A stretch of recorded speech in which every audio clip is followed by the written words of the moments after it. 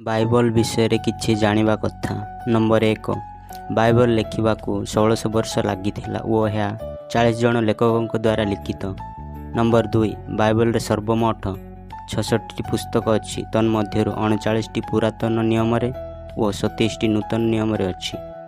Number 3, Bible रे सर्वमोट 31,175 पद और 1,189 पर्व अच्छी। नंबर 4, बाइबल रे सबुठारु बेसी पद थिबा पर्व गीत संहिता 119 पर्व, एतिरे 176 पद अच्छी।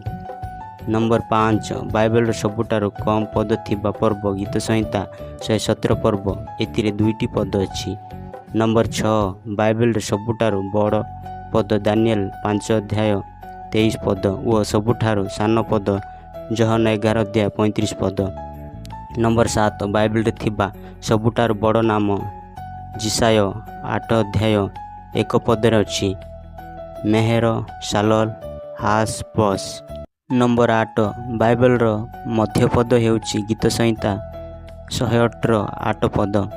नंबर 9, बाइबल रो जिसाय 37 पर्व और द्वितीय राजावली रो 19 पर्व, पुणी गीत संहिता 14 और गीत संहिता 53 पर्व मध्य एकापरी।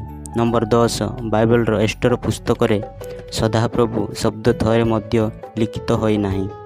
नंबर 11, बाइबल रो जिसाय पुस्तकटी को एक मिनी बाइबल कहा जाए, एथिरे सर्वमोट 66 पुस्तक अच्छी।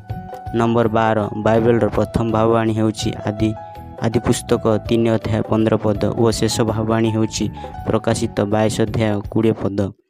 नंबर 13, बाइबल रे सर्वमोट 366 थर भयकर नाही लेखा होईची।